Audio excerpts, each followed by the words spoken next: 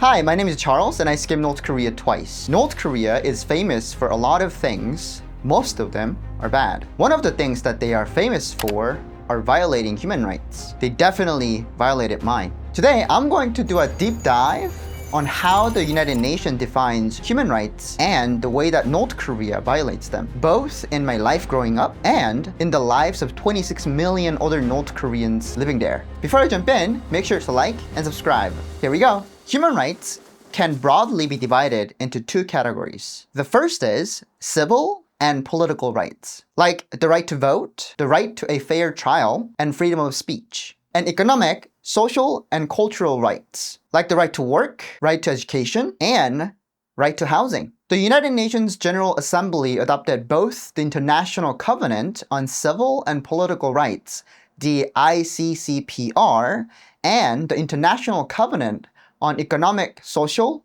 and Cultural Rights, the ICESCR, in 1976. North Korea became party to both these covenants in 1981. Now, historically, capitalist countries emphasizes the civil and political rights, while socialist countries emphasizes the economic, social, and cultural rights. So, you would think that North Korea, as a supposedly socialist country, values economic, social, and cultural rights. But when we look at the ICESCR, we can see that there are many economic, social, and cultural rights that North Korea does not uphold, which I can prove with my own experience. So, in this video, I am going to go through the ICESCR to point out specifically which of these human rights North Korea violates. Alright, let's get to it. Article 1 of the ICESCR states that all people have the right to self-determination, can decide their own political status, and pursue their own economic development. Meaning that you can vote for whoever you want and make money how you want. North Korea violates this right with their Sunbun system. The Sunbun system is similar to a class system. It has upper, middle, and lower class. But they call them core, wavering, and hostile. However, your Sunbun is determined by how loyal to the regime your ancestors were, and there is practically nothing you can do to change your Sunbun. If your ancestors were war heroes and faithful followers of the regime, you are part of the core upper class. The majority of people are in the wavering class whose family were farmers, laborers, and merchants. And the lowest class, the hostiles, are descendants of capitalists, people who owned lots of land and people who worked with Japan. North Korea signed the International Covenant saying all people have the right to freely determine their political status and freely pursue their economic, social, and cultural development. But in North Korea, how much food you get, what job you have, your education, your military service, even your marriage is determined by where you fall in the Sunbun system. Furthermore, Article 1 states that in no case may people be deprived of their means of subsistence. The Sunbun system also violates this right because during the famine of 1990s, access to food aid was determined by Sunbun, depriving lower Sunbuns of access to necessary resources. Also, when Kim Jong-un tightened the border after he came to power, many people who depended on smuggling and trade in China lost their livelihood, depriving them of their ability to make a living. Another way North Korea fails at providing human rights can be found in Article 6, which states that everyone has the right to gain their living by work that they freely choose or accept. In North Korea, people's line of work is chosen for them, and many people are forced into certain jobs, like the 기쁨조, which is the pleasure squad. Also, Article 6 states that all people should get fair wages and equal pay for work without distinctions, especially by gender. It is hard to get data on gender pay gap in North Korea due to its closed nature. Funny enough, after the famine in the 1990s, women When people think about North Korea, they usually think of nuclear warheads, authoritarianism, and a heartless dictator. I'm making content because I want everybody to think of North Korean people. They are ordinary people who don't know how much better life could be. If you want to help me be a voice for voiceless North Koreans, I would love for you to support me on Patreon, where you can get early access to full-length videos, all sorts of fun pictures, outtakes, and other exclusive videos. Thank you, and I hope to see you there. Funny enough, after the famine in the 1990s, women actually are earning more than men because women take the lead in the black market. But in state-run official workplaces, it is speculated that there is a gender pay gap because cultural and gender role makes it harder for women to get higher paying jobs. Also, Article 6 states that everyone has the right to make a decent living for themselves and their families.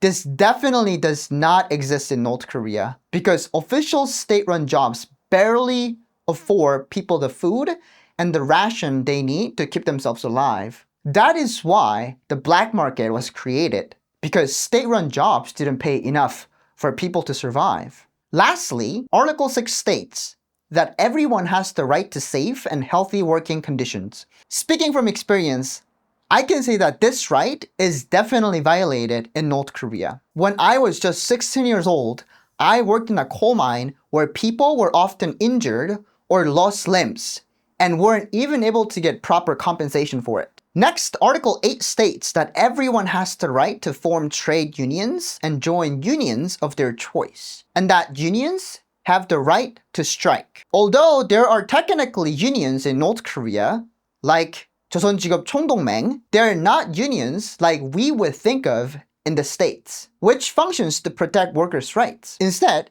their purpose is to mobilize workers for production campaigns. And there are definitely no strikes. The thought of going on a strike or complaining to the government about treatment in North Korea is unthinkable. Next, Article 10 states that children and young person should be protected from exploitation and that employment in work harmful to their development should be punishable by law. Again, my personal experience proves that this right is not upheld. When I was just 15 years old, after being captured in China and sent back to North Korea, I was forced to go to a labor camp where I did intense manual labor up to 12 hours a day and got so malnourished I almost died. After being released from the labor camp at 16 and went to work in a coal mine where kids like me were in danger of getting seriously injured or losing their limbs. I had to carry sacks of super heavy coal on my back, weighing anywhere between 40 and 75 kilograms, which is anywhere between 88 pounds and 165 pounds for my American audience, which I still think is the reason that I didn't get very tall and why I have knee pain. Next, Article 11 states that everyone has the right to an adequate standard of living for themselves and their family, including food, clothing, and housing. As I already have mentioned earlier, the Sunbun system makes the realization of this right impossible. Especially during the famine, people with low Sunbun suffered incredibly because the state denied them the necessary access to food and resources while prioritizing the elite. Article 11 also says that countries party to the covenant must recognize the right of everyone to be free from hunger and take the necessary measures to ensure that all their people are fed, even through international cooperation. Again, during the famine, the North Korean regime clearly violated this right. When the famine started in the mid-1990s, North Korea initially downplayed its seriousness, calling it only a food shortage. It only asked for international help when the famine became extreme. Furthermore, aid was not distributed fairly, with most of it going to the elites and military and not to the common people. Lastly, Article 13 of the ICESCR states that everyone has the right to education, specifically education that respects human rights and fundamental freedoms. In North Korea, I was never taught anything about human rights or even the word for human rights. And we're definitely not taught about the freedoms laid out in the international covenants that North Korea is party to. Article 13 also says that higher education should be made accessible to all. But in North Korea, very few people have chance to go to college. While there is almost 100% enrollment in primary education, only about 27% of North Koreans go to college. Again, the chance to go to college is largely determined by Sunbun. I recommend reading the 2014 Commission of Inquiries on Human Rights in the DPRK if you want to know more about the way North Korea has been called out on their human rights violations by the international community, which is available online. Let me know what you think in the comments, and don't forget to like and subscribe.